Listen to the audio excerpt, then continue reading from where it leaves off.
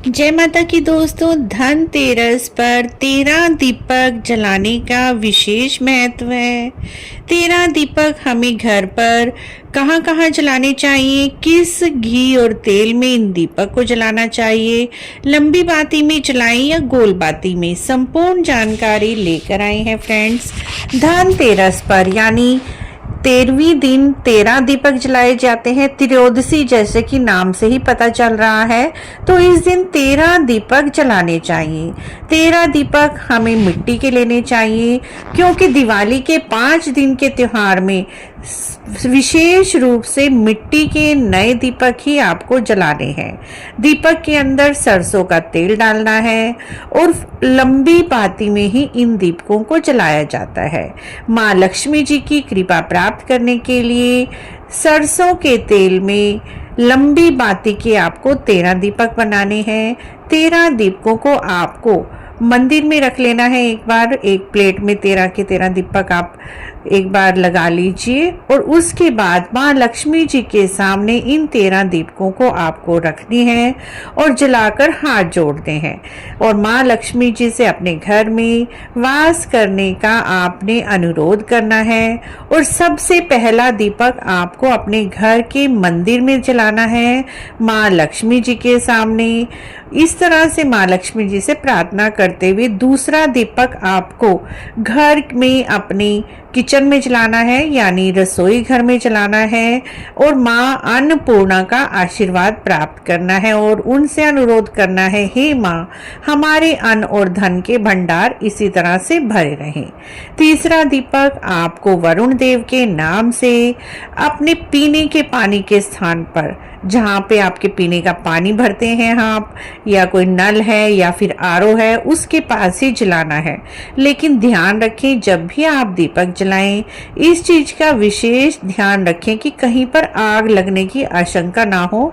इस तरह से बड़ी ही सावधानी पूर्वक आपको जहां भी दीपक जलाएं तो बहुत ही सावधानी से जलानी है, ताकि कहीं पर भी ऐसा स्थान ना हो जहां से कोई दीपक आग पकड़ ले। इसके बाद चौथा दीपक आपको अपने घर के मुख्य द्वार पर जलाना है, right side and left side. ये आपके हो गए 5 दीपक। छठा दीपक आपको तुलसी माता के नीचे जलाना है।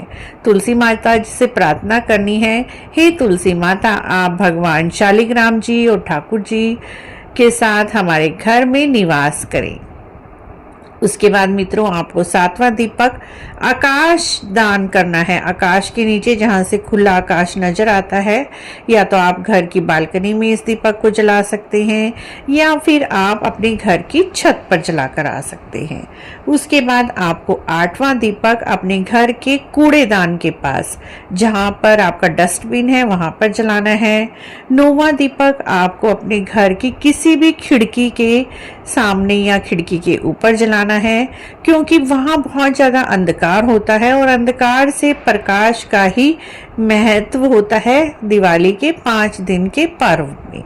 इस तरह से मित्रों 10वां दीपक आपको पीपल के वृक्ष के नीचे जलाना है। आपके घर के आसपास कोई पीपल का वृक्ष है या आंवले का वृक्ष है, कोई भी देव वृक्ष आपके घर के आसपास है, या फिर आपने पेड़ पौधे लगाए हुए हैं, तो कोई भी शुभ पेड़ पौधा अपने घर में लगाया हुआ है, जैसे आंवले का पौधा लगाया हुआ है या फिर केले का पौधा लगाया हुआ है, तो आप उनके नीचे भी इस दीपक को जला सकते हैं। फ्रेंड्स 11वां दीपक आपको घर के आसपास कोई चौराहा है तो वहां पर जलाकर आए। चौराहे पर भी इस दिन दीपदान करना बहुत ही अच्छा रहता है।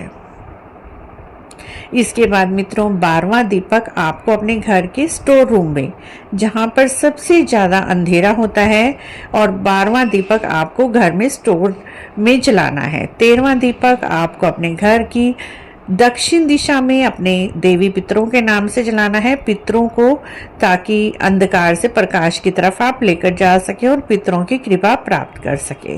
इस तरह से मित्रों 13 दीपक आपको धनतेरस पर सरसों के तेल के, मिट्टी के और लंबी बाती में जलाने हैं। अगर हो सके तो उनके अंदर थोड़े थोड़े से तिल के कुछ दाने डाल दीजिए, क्योंकि कहा जाता है जितने भी दीपक के साथ तिल चटकते हैं उतने उतने ही हमारे जीवन के कष्ट दूर होते हैं। इस तरह से धनतेरस पर आप ये 13 दीपक अपने घर के विभिन्न स्थानों पर जलाकर मां लक्ष्मी जी का आशीर्वाद प्राप्त कर सकते हैं। आशा है आपको यह छोटी सी जानकारी अच्छी लगी होगी। अच्छी लगी है तो आप हमारे चैनल को जरूर सब्सक्राइब करें, लाइक करें, वीडियो को शेयर भी करें। कमेंट बॉक्स में जय मां लक्ष्मी अवश्य लिखें।